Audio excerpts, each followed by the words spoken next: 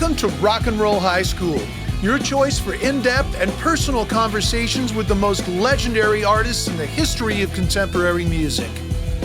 Come with us as we explore the albums and songs that have become the soundtrack of our lives. Here's your host, Pete Ganbarg. Hi, everyone, and welcome to Rock and Roll High School. My guest this week is one of the most iconic singers of all time, the legendary Chaka Khan.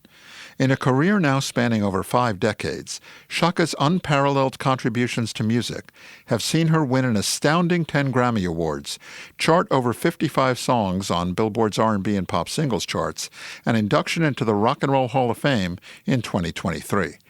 With styles ranging from funk to soul to rock and R&B, Chaka's peerless vocal talents have seen her collaborate with some of music's other all-time greats, names that are literally a Mount Rushmore of genius: Miles Davis, Quincy Jones, Joni Mitchell, Prince, and Dizzy Gillespie have all been Chaka's creative partners. And with songs like Tell Me Something Good, Ain't Nobody, I Feel For You, What You Gonna Do For Me, Sweet Thing, and I'm Every Woman, her stamp on the history of contemporary music is indelible. Those songs and others have seen Chaka's collective worldwide sales reach over 100 million copies.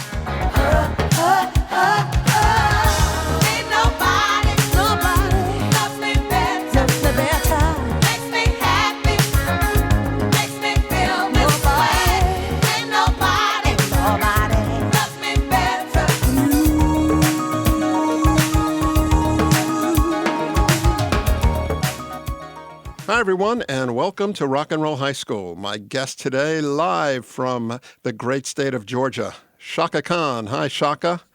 Hi, how are you? I'm great. So great to speak to you again. You and I worked together a while ago, back in 2007, on a great record that you made called Funk This, that won That's 2 right. Grammys. I had the best time working with you, and I'm sorry it's taken so long for us to reconnect, but I'm so happy that you're joining me. It's all good. I'm glad we're still here to reconnect. I know. You know, you're celebrating 50 years in music on a truly, truly incredible one-of-one career. But I read in a recent magazine article about you, an interview you gave, where you said you're not nostalgic. You're just busy with your life, and you turn around one day, you've been doing it 50 years. That's it. Exactly. I don't live in the past.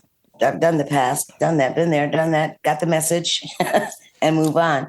I really, it caught me by surprise, actually. The great thing about your music is you can needle drop on any record that you've made, and it feels timeless. I mean, I've had the pleasure of going back through your catalog, getting ready to talk to you today, and whether it's something that you did in the 70s or whether it's the most recent record that you did with Switch back a few years ago, the records just feel timeless. When you're listening to Like Sugar, which is, the single off of the record that you did, Hello Happiness with Switch, that bass line, I mean, it's an ageless recording, and your vocal is peerless.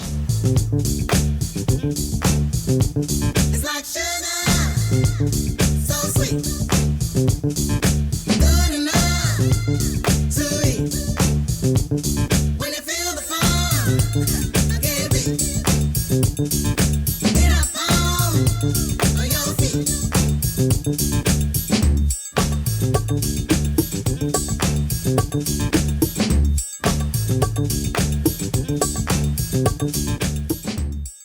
Well, thank you. Well, we have to thank Spirit for that.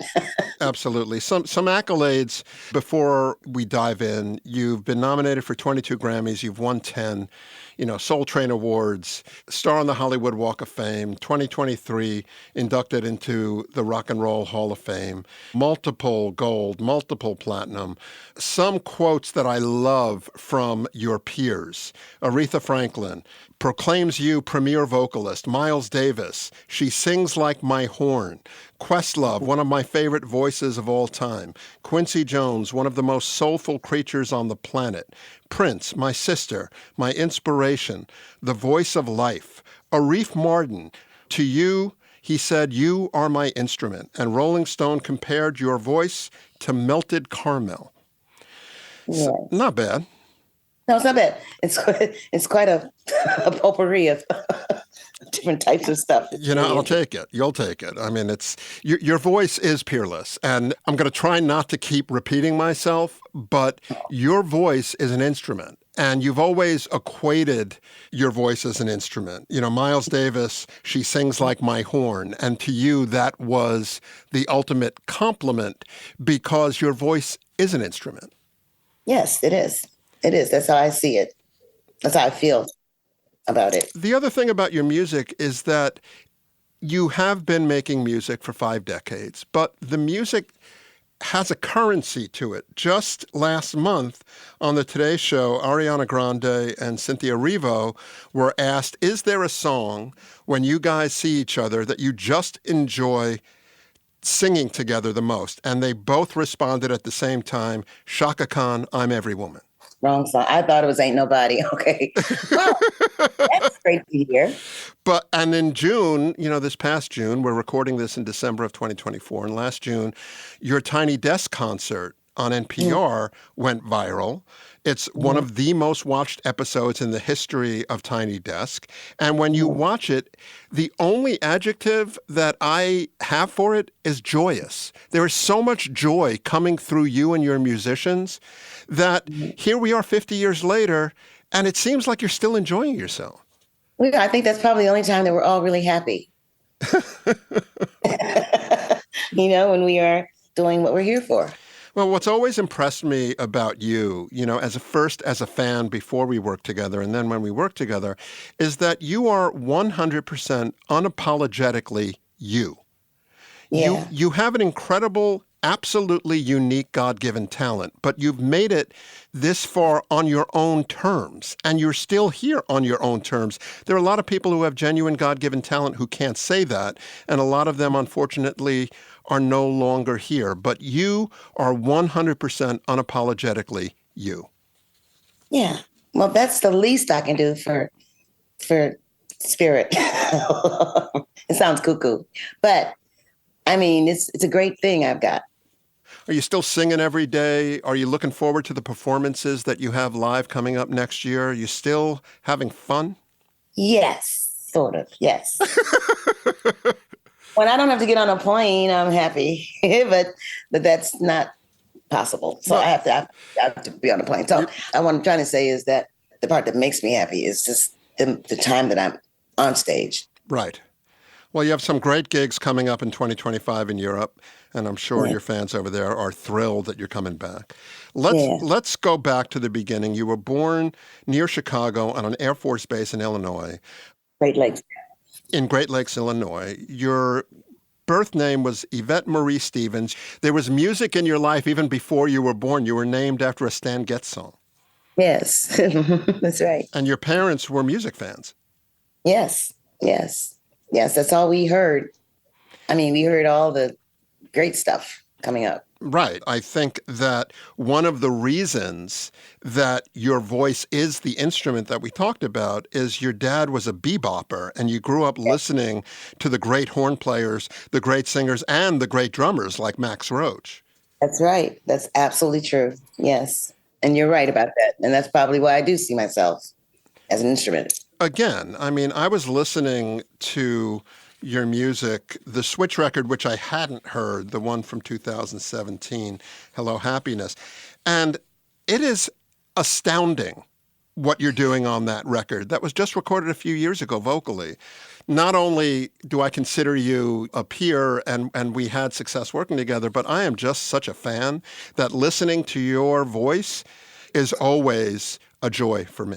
Thank you. Thank you so much. Thank you. From you, it means a great deal. Thank you. And your family was a musical family. I didn't realize that your brother Mark co-wrote Doin' the Butt with Marcus Miller for EU.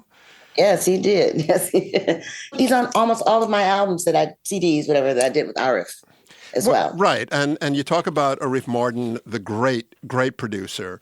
Oh, my gosh. There's an article that I read where your brother, Arif, mentioned that he was speaking to your brother in 1984, and he mentioned that your name, Chaka Khan, and your sister's name, your sister's stage name, Taka Boom, He said to your brother, those are percussive sounds. We should use them as instruments. And that's where the idea came from for I Feel For You.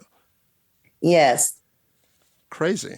And I'm thrilled. Your sister, your sister Yvonne, known as Taka Boom, she sings lead on a great 1976 Norman Whitfield dance classic called You Plus Me Equals Love for the Undisputed Truth. So you got genes going on in that family. Yeah, we do. We have some genes, that undeniable genes. It's very true. Talk about how Yvette Marie Stevens became Chaka Khan. Well, I was always very spiritual. And I joined a group in Chicago. Actually, I started a singing group called the Shades of Black. We sang Mary Makiba, Letta Mabutu, some Humasakelas. We sang a lot of songs in African dialect or in the African words. And for us, it was really, we didn't know half of what we were singing half the time. There's one song by Letta Mabutu called The Rain Song. We didn't know what we were talking about, but we gleaned from the mood of the song, pretty much what it was. And it pretty much was what we thought. But yeah, we just sang phonetically. And we used to sing every weekend at the Lincoln Theater and on Pershing, 39th and Pershing. Kind of an island of sanity in the hood, not far from Hyde Park where I grew up. The name of the group, the band, it was called the Pharaohs. And there were guys like Ailey Satterfield on bass, great bass player. We're all sort of celebrating our Africanism. At that time, that's when I really molded myself into the human being that I am today. We didn't eat any meat. I baked my own bread. I was an herbalist. I got into my herbs and these things have stuck with me. I'm so happy that I had that in my youth because it served me well throughout my adult life up until today. I'm still on my herbs and it's really done wonders for me. It's been great for me. That kind of lifestyle was really a good thing for me. That discipline was great. But we did a show thingy every weekend where we had a dancer.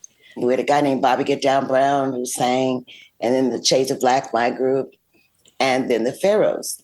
And sometimes we'd have a artist guest come up. So anyway, every year a Baba or a high priest would come over to America and we'd have a naming ceremony. So I was up for one. And what he did was he looked at my astrological chart. I answered a few questions of his and this and that and blah, blah, blah, and from other people as well. And he came up with the name for me, which was Shaka. And he said it's a feminine of T'Chaka Zulu without the T. That means warrioress. So that's, I like that. But the whole name is Shaka Adune Adufe Umoye Hodari Karifi. Khan came from my first husband. Got it. Yeah. So. Wow. And that became your name. That became your presence and your spirit. My spiritual name, yes. So after this group, there was a group in Chicago called Baby Huey and the Babysitters. And Baby Huey is not a name that is spoken about probably as much as he should be spoken about. He was an incredibly influential singer in the history of hip hop. He died way too young. Yes, he did. But in the early 70s, after he passed away, you started singing with the Babysitters because they needed a new singer, right? And in 1972, you were recruited by another group called Ask Rufus, Right. who knew about you and Paulette McWilliams. Do you want to tell about that story quickly? Yeah, well, it really started out with my first husband, Hassan Khan. His best friend was Howard, a guy named Howard, and Howard married Paulette. And so I met Paulette through Howard, and she was the lead singer with Ask Rufus before I joined. Actually, we used to gig at the same places on Rush Street. I'd be on one side of the street, she'd be on the other side. When I was working and she was down, she'd come over and see me sing, and vice versa. I do the same with her. I just loved her band because I was with the Babysitters and we had like a fixed set list of top 20 songs, and that's it. And it wore me out. It just really was breaking my heart because I wanted to do original music. Right. So I would go to Rufus and I would wish and pray, oh God, if I could be in a band like that. So Paulette introduced me to the band. And one night I did get to jam with them. And Paulette made the announcement to the band that she is moving on. She wants to do her own career and that she would like to know if they would be happy to have me because I would jump at the chance. She knew that and she told him, and it just happened just like that. Wow.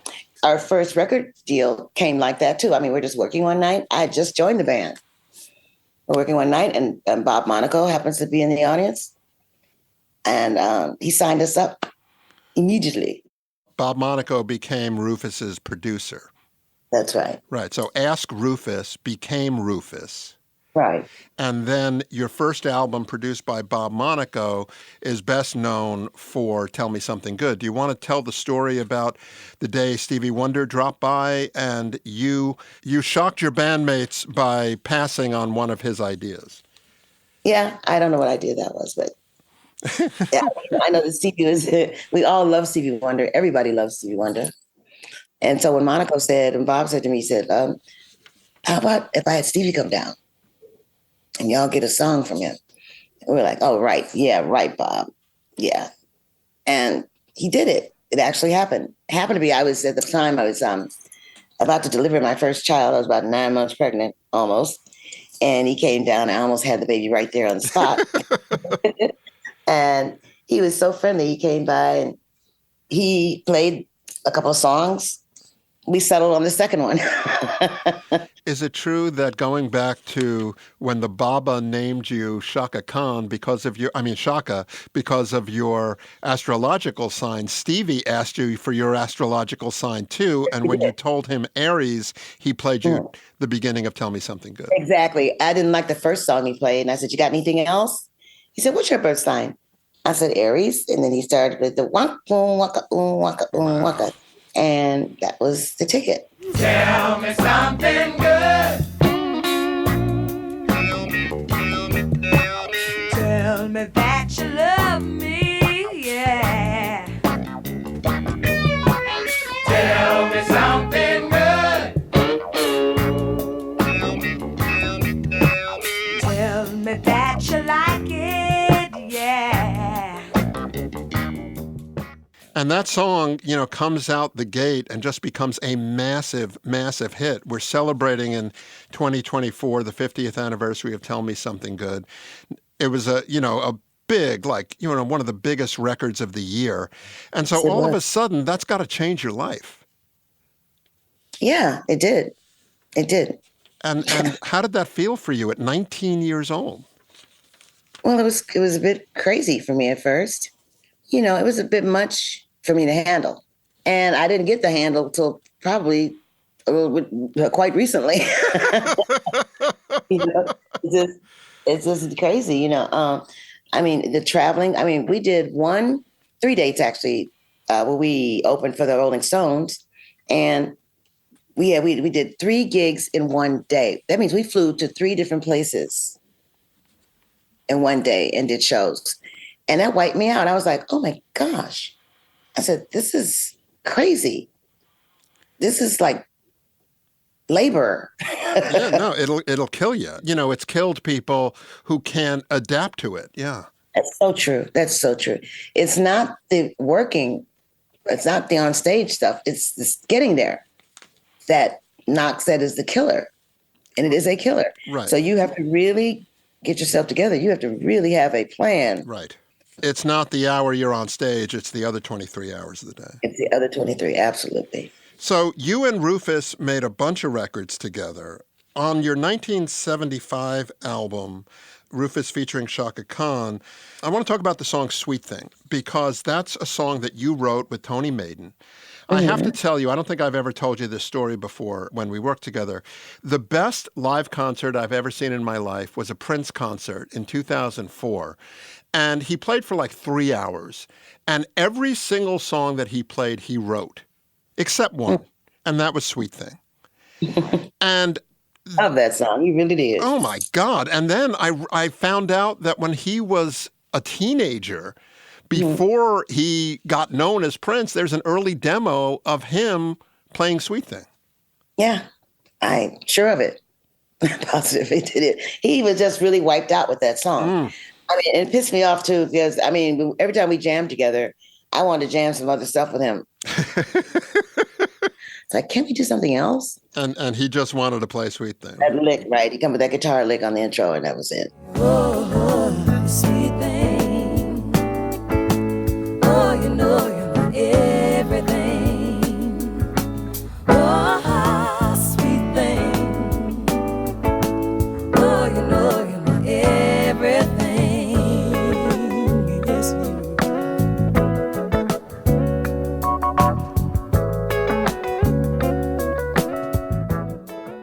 There's a live video from London in 1998 where Prince brings you out on stage with this intro. Please welcome to the stage my sister, my inspiration, the voice of life, the one and only Chaka Khan.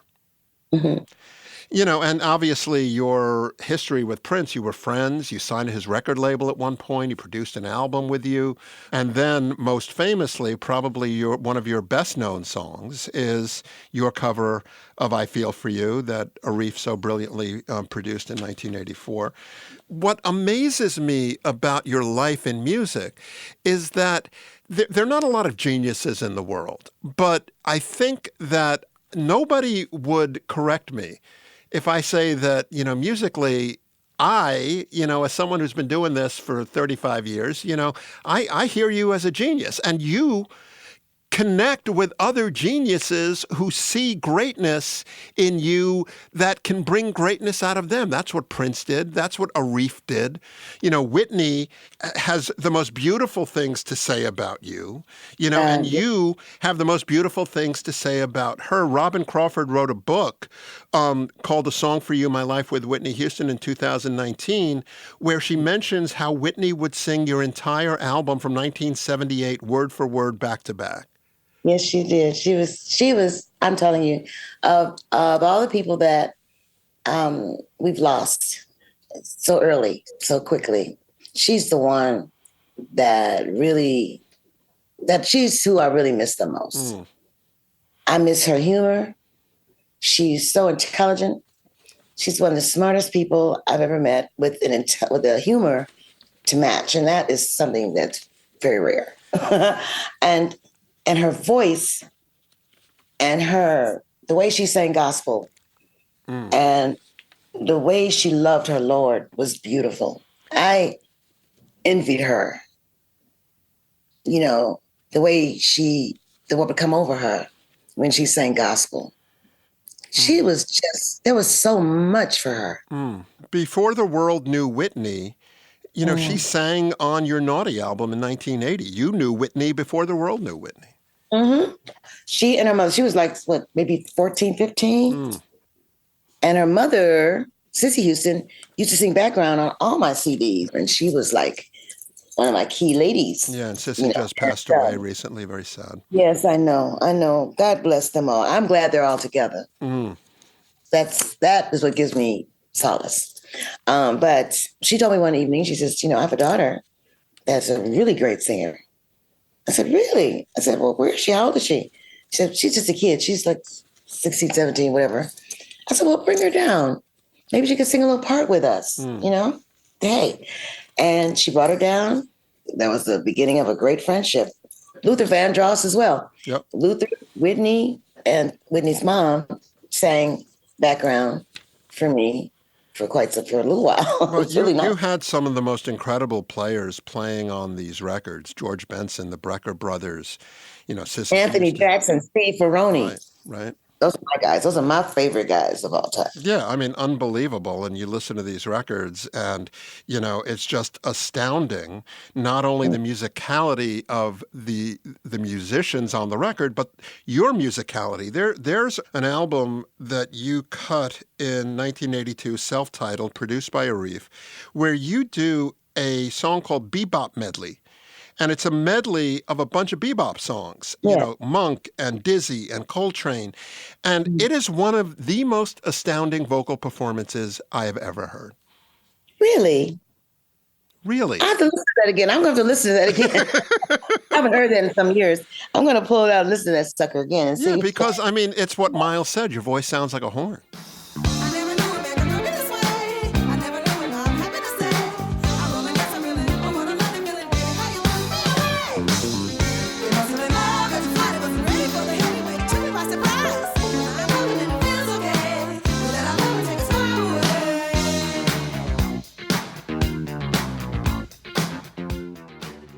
My dad, he was, a great saxophone guy. He loved the sax. He was a great singer as well.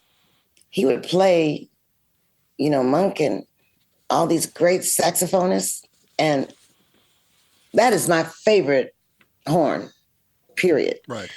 It's the one that I like in my voice, I guess, most too. Right, the sax. Yeah, not a soprano sax, an alto sax. Right. Right. Yeah. Let me call out one more Rufus song. Let's talk about Ain't Nobody, just because it was such a big hit. That was written by your bandmate, Hawk. Hawk Lewinsky, yeah. Right. Produced by Russ Titleman, the genius Russ Titleman. There is a rumor that, since the album that it came from was mainly a live album, that it wasn't initially going to be released as a single. And so Hawk threatened to give it to Quincy for Thriller. Is that correct? He probably did. Very Hawk-esque, yes. He probably did. Yeah. I don't know that I didn't see him say it to Quincy, but that's very much like Hawk. Well, if there was a threat, it worked because it became a massive hit for you and Rufus. Ain't nobody loves me better. Makes me happy. Makes me feel this way. Ain't nobody loves me better.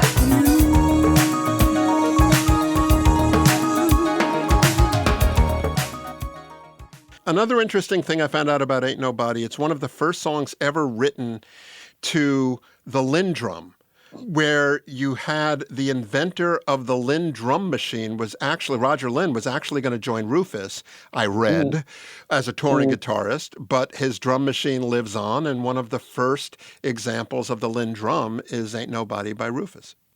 All right. There you go. Who knew?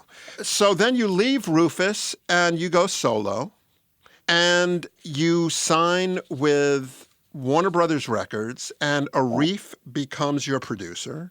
Yes. And the first hit you have as Chaka Khan solo is a song written for you by Nick Ashford and Valerie Simpson. Surprisingly, I just realized that it was Nick Ashford who wrote the lyrics, not Valerie, to I'm Every Woman. That's right. Yep. Valerie told him, he said, well, I'm not a woman. She said, well, then just put on your woman's face.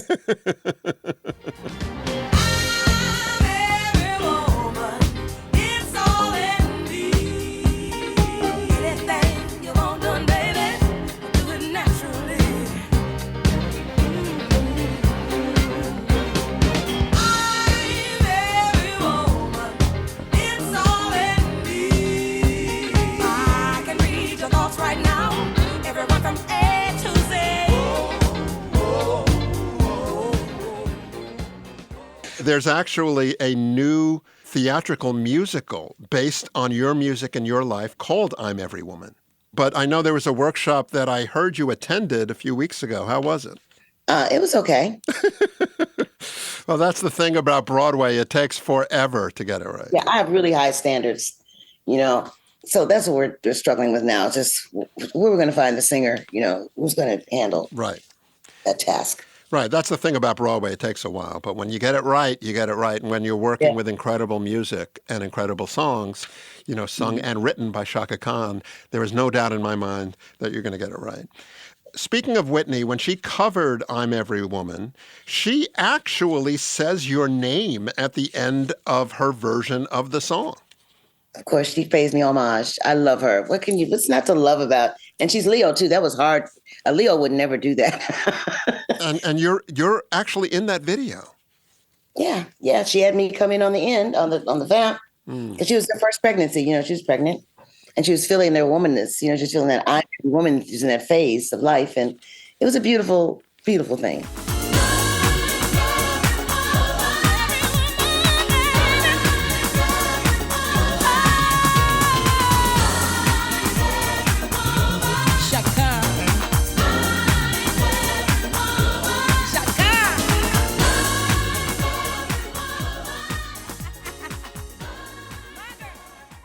In 1984, you have the massive hit with I Feel For You, the Prince cover.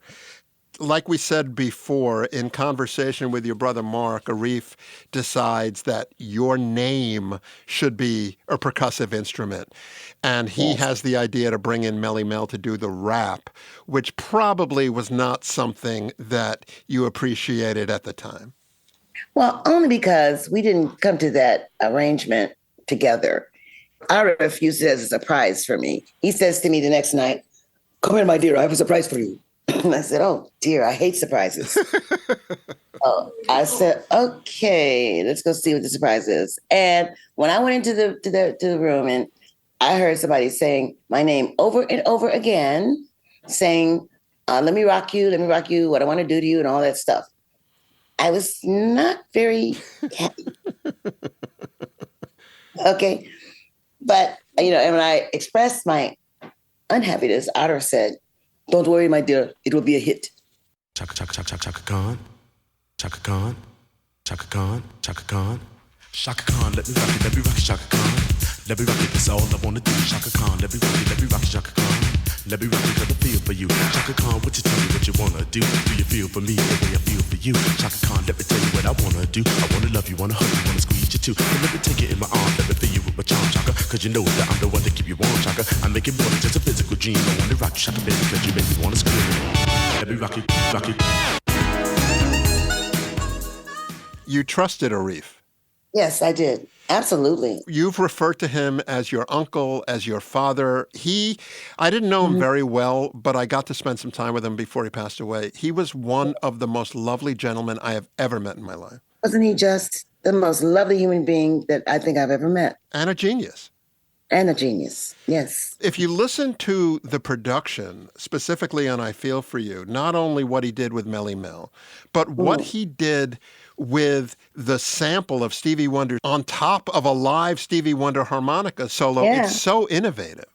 Yes, he was really great at that. He did that on Bebop Medley as well. Right. One of the songs, yeah. He was really a genius, like you said. I mean, it just came to him like that, and he knew just what to do with it.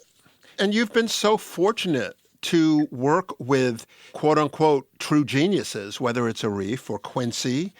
It's like, what was it like working with Quincy? I know you didn't do as much with him as you did with Arif, but you did plenty. Right, I did plenty with him. And he was like another uncle, to me. We became family in a sense because, I was going through some stuff, and he was very supportive and he's very helpful. And I love that man. I loved him dearly. I love him still. I'll always love him. And the music remains. We lost Quincy earlier this year, but the music remains, and what a legacy it is. Another solo song that I want to call out is Through the Fire. It's a song that David Foster co-wrote with the great Cynthia Weil. And it was actually an instrumental song. It was an instrumental called Shaka. Wow. And David Foster brought it to me. He says, "I have this instrumental called Shaka. If we wrote some words to it, would you be willing to listen to us?" Absolutely.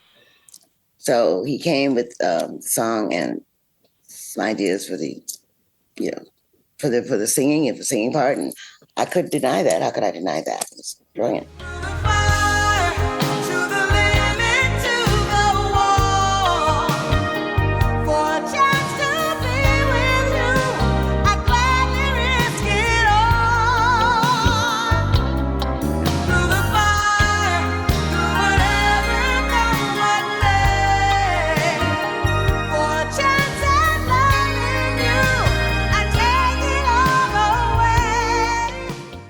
And what did you think later on when it was sampled by Kanye and sped up?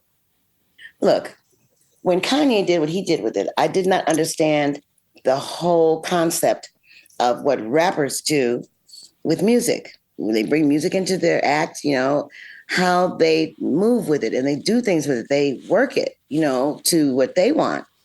I wasn't aware that that was going on. I had no idea what the whole the hip hop thing was about. No one explained it to me. And so why is he spitting in my voice like that? It's like a chipmunk. That's all I could hear. By mentioning that, it started a whole big ruckus and a rile, which is just unnecessary because it's just my misunderstanding. Right. And now that I understand more fully how it goes and how how genius the rapper, the rapping community is with when they take music and put it to their flow, I think it's brilliant. Right. And I had a whole new outlook once I got clear on it. I have a whole new outlook on the situation. Of course. The song itself, the song Through the Fire itself, is obviously an important song for you because you named your 2003 memoir after it. It feels like life imitating art because your life has not always been, sunshine, lollipops, and roses, as they say. So does Through the Fire, is that a good analogy for how you feel now looking back? Absolutely. Do you ever feel like your life is like through the fire? Yeah, it's to the wall. You have to have the bad to appreciate the good. Yes, absolutely. Absolutely. Yes. What do you think of the next generation of singers who have been inspired by you, whether it's Mary, who covered Sweet Thing on her debut album, and then on the album that we worked on together, you guys duetted on Disrespectful, which won you both a Grammy on the Funk This album. Samara Joy, who won Best New Artist at the Grammys in 2023, says that you are a big influence. Erykah Badu, Amy Winehouse. What do you make of the next generation of singers? Okay, well, look, I'm very picky. I'm just going to say who I liked, who I knew of that I liked. Okay, I can only talk about people I've heard, and I haven't heard a lot of new art because I don't listen to music when I'm not working. I'm doing everything but listen to friggin' music. Are you still painting? I do some artwork, yeah. I still do a little bit of art with India ink. More than paints. There is some great artwork available on your website, shakakhan.com, that can be purchased. It's gorgeous. That's true. I wish more people would go look at it. It'd be nice. Shakakhan.com, everybody. I hope you like it, please. But yeah, so like I said, I don't listen to music, so I don't know a lot of the young. I know I love her. Yeah, her. Oh my Gabby God. Wilson, amazing. Oh my God, I am crazy about her. I think it's so clever that she named herself Her. Right. Great guitar player too. Oh my God, that's what I love about her, that she's so multi-talented and just amazing. She's got it bursting out of her, like crazy. Mm-hmm. So I really, really, really love her. I've just been doing some work with Sia, who's another great writer. Sia is peerless. She has a song she put out a few months ago featuring you called Immortal Woman that is incredible. And I heard rumblings that you guys are working on more stuff. Yeah, we are. We're continuing to work together. This woman she seems to know me in a very in-depth way. She knows, I said, well, how is it that you are singing my life with your words? And it's really a true indication of she's doing what she's doing. She's a genius songwriter. She's a genius. She really is. And she said, I've grown up listening to you. I said, okay, well, that said it. if you've grown up listening to me, then you know a lot. A couple of things before we wrap up. You also sang on Steve Winwood's Higher Love, Robert Palmer's Addicted to Love, which was originally supposed to be a duet. But, I've known Higher Love, that song, since it came out, and I never realized how present you are on the song until I went back and just listened to it recently. It's a genius performance. Do you enjoy singing on records like that? Absolutely. Especially in genres of music that, I'm not celebrated for. Right. People don't, they don't see me that way.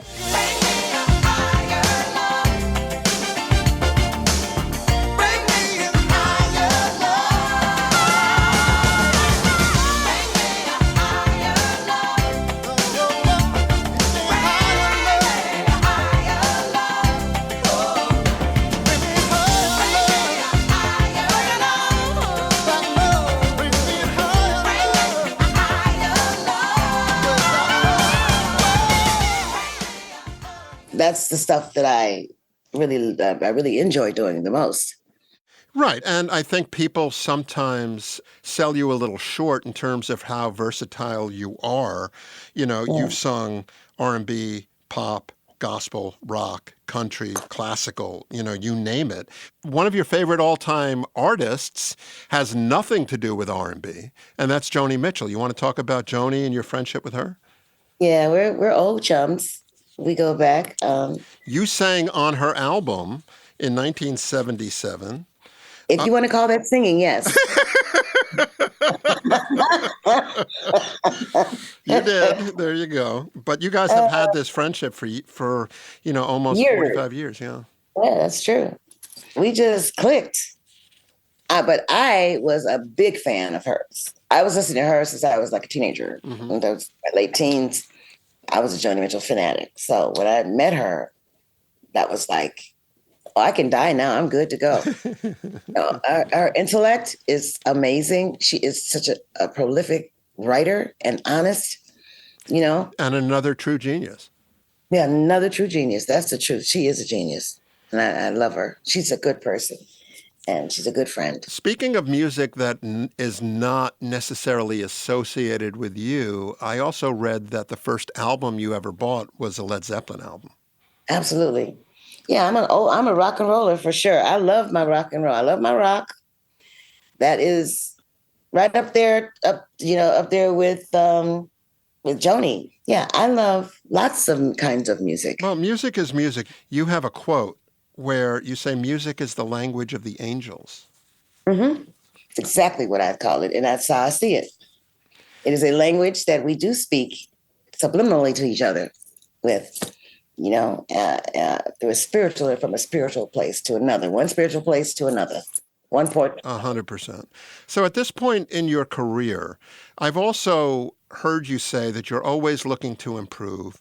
You're always looking to be better. You look back on this peerless body of work, and you could just drop the mic today and be done, but that's not good enough for you.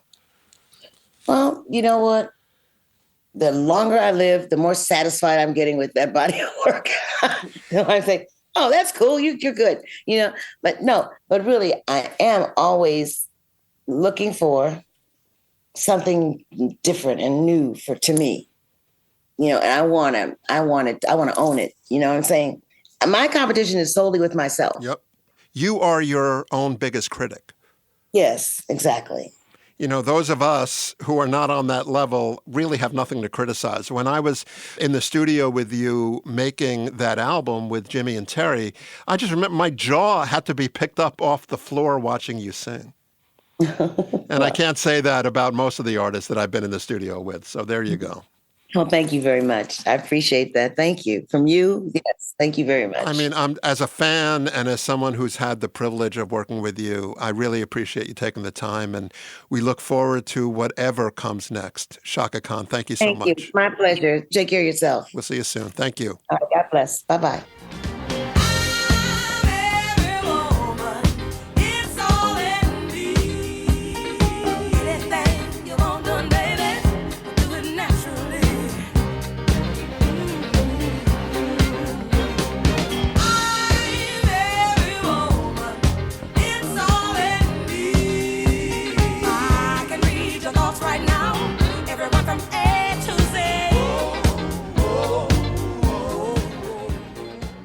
A very special thanks to the legendary Chaka Khan for joining us this week.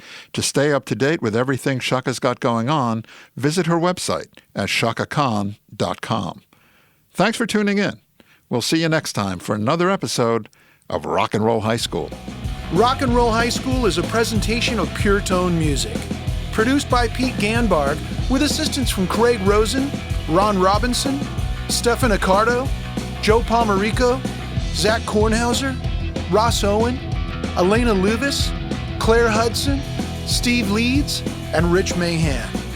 Please visit our website at rockschoolpodcast.com for past episodes and information on what's coming next. All rights reserved.